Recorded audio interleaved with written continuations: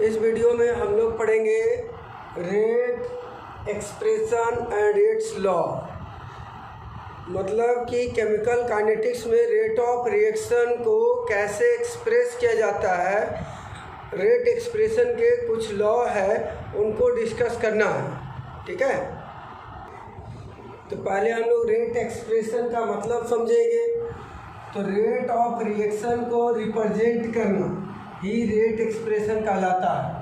The representation of rate of reaction is called rate expression. For example हम लोग पहले पढ़े ए बी इस रिएक्शन को इस तरह से रिप्रेजेंट करते थे। रेट इक्वल टू रिएक्टेंट का कंसंट्रेशन को नेगेटिव साइन से रिप्रेजेंट करते थे और यूनिट टाइम। ये रिएक्टेंट है 1/b और यूनिट टाइम ये प्रोडक्ट है, तो इसलिए पॉजिटिव साइन लिखते थे क्योंकि यहाँ पर कंसंट्रेशन क्या होता है, इंक्रीज होता है पर यूनिट टाइम। और यहाँ पर ये G का कंसंट्रेशन को हमने शो किया dt। ठीक है, रेट एक्सप्रेशन का ये फर्स्ट तरीका हुआ जो इसके डेफिनेशन से रिप्रेजेंट करते हैं। ठीक है, ये रेट एक्सप्रेशन को और भी तरीका से हम लोग क्या कर सकते हैं, रिप्रेजेंट करते हैं, जिसमें हम लोग कुछ लॉ पढ़ेंगे। ठीक है, लॉ ऑफ रेट एक्सप्रेशन। तो ये दो लॉ पर बेस्ड है। एक law of mass action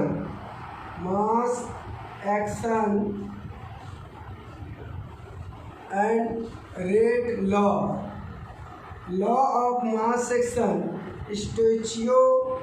stoichiometric coefficient पर बेस्ड होता है, जबकि रेट लॉ एक्सपेरिमेंटल कोएफिशिएंट पर बेस्ड होता है। स्टोइचियोमेट्रिक कोएफिशिएंट को न्यूमेरिकल कोएफिशिएंट भी कहा जाता है। ये स्टोइचियोमेट्रिक कोएफिशिएंट जो एक्सपेरिमेंट में कंप्लीट इंफॉर्मेशन नहीं दे पाता है, इसीलिए रेट लॉ को यूज़ किया जाता है, जो कि एक्सपेरिमेंटल कोएफिशिएंट पर बेस्ड होता है। तो रेट एक्सप्रेशन दो लॉ पर बेस्ड होता है। सबसे पहले हम लोग लॉ ऑफ मास एक्शन पढ़ेंगे। लॉ ऑफ मास एक्शन को नॉर्वेन के 2 साइंटिस्ट जो कि केमिस्ट है, गॉल्डबर्ग और वागे, 1864 में रेट एक्सप्रेशन के लिए बताए। According to law of mass action, ये स्टेटमेंट आपको ध्यान से रखना है। At a given temperature fix होना चाहिए। The rate of chemical reaction किसके प्रोपोर्शनल होता है, directly proportional product of reacting species in which power raise their stoichiometric coefficient that is numerical coefficient. तो इसे समझने के लिए बच्चे लोग हम लोग यहाँ पर एक रिएक्शन ले लेंगे। देखिए, एक रिएक्शन ले लेते हैं। For a general reaction A B और ये सी डी। तो यहाँ पर रेट ऑफ रिएक्शन जो होगा वो डायरेक्टली प्रोपोर्शनल होगा रिएक्टिंग मॉलिक्यूल कौन कौन है, ए और बी के प्रोडक्ट का, जिसमें इसे ए और बी जो इसका न्यूमेरिकल कोएफिशिएंट है, इसे ही स्टोइचियोमेट्रिक कोएफिशिएंट कहते हैं। ये इसके पावर रेज्ड होंगे। ठीक है बच्चों, तो यहाँ पर रेट क्या हो जाएगा, ये प्रोपोर्शनलिटी साइन हटने से यहाँ एक कांस्टेंट आता है जिसे के कहेंगे। ये ए और ये क्या हुआ, बी। ये देखिए के को रेट कांस्टेंट कहा जाता है, एंड ए और बी जो है इसे हम लोग स्टोइचियोमेट्रिक कोएफिशिएंट कहेंगे। तो रेट लॉ में लॉ ऑफ मास सेक्शन हम लोग पढ़ रहे हैं।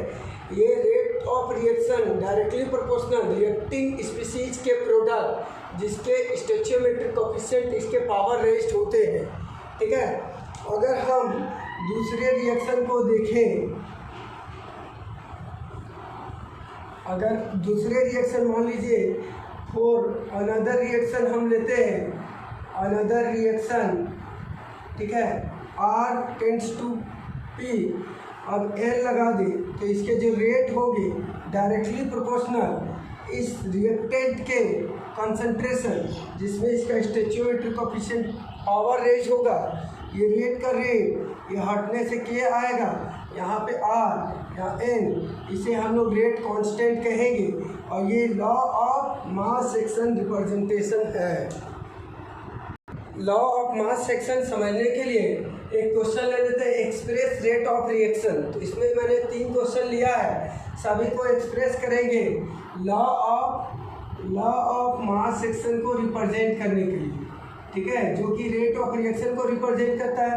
तो इस वाले में क्या आएगा, rate of reaction directly proportional ये रिएक्टिंग स्पीसीज और ये रिएक्टिंग स्पीसीज के प्रोडक्ट हो जाएंगे।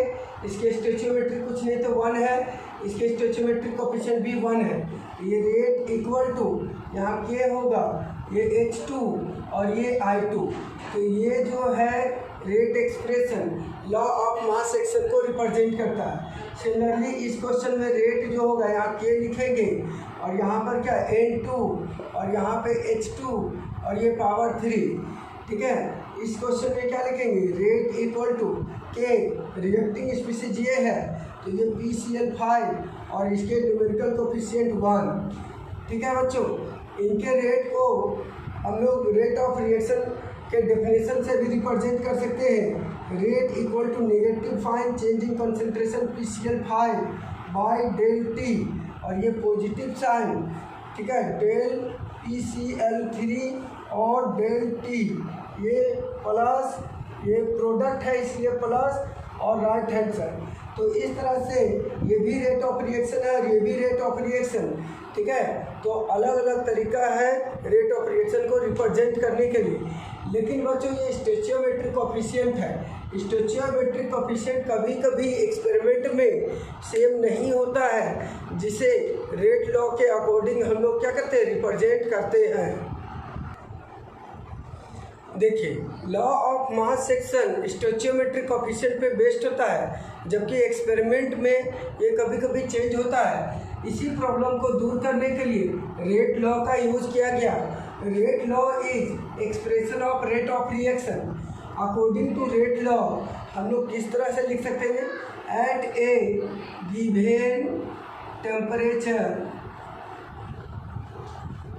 The rate of reaction is directly proportional to the product of concentration of reacting species in which power raised their experimental coefficient,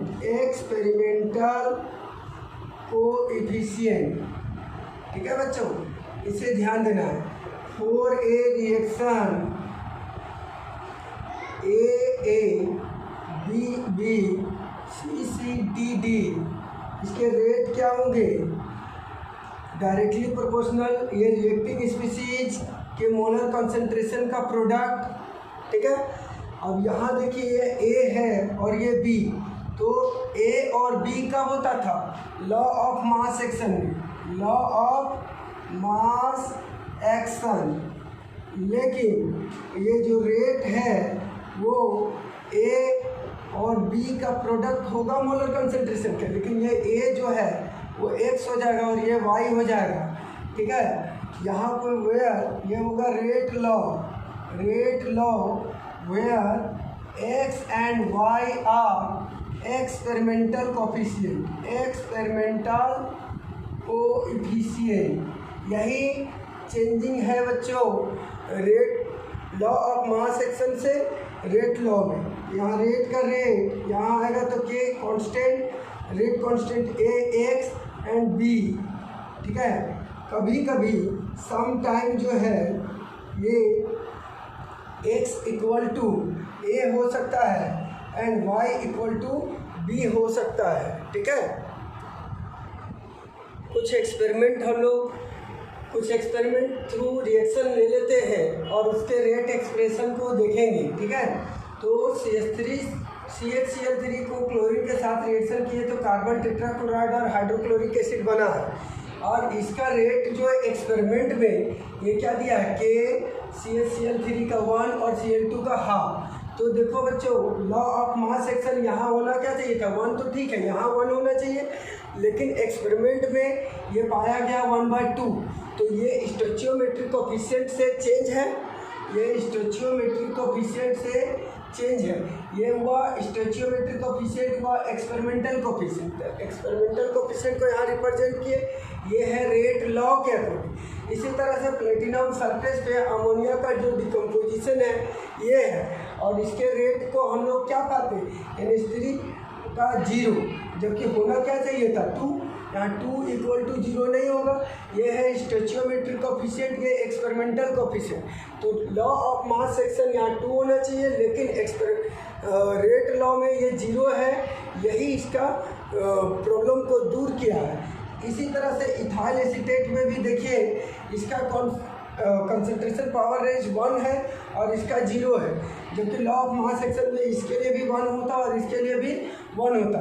तो ये 1 not equal to 0 stoichiometric coefficient experimental coefficient. तो rate law of mass section के problem को दूर करता है। Law of mass section stoichiometric coefficient पे based होता है जो न्यूमेरिकल कोएफिशिएंट होता है, लेकिन रेट लॉ एक्सपेरिमेंटल कोएफिशिएंट पे बेस्ड होता है।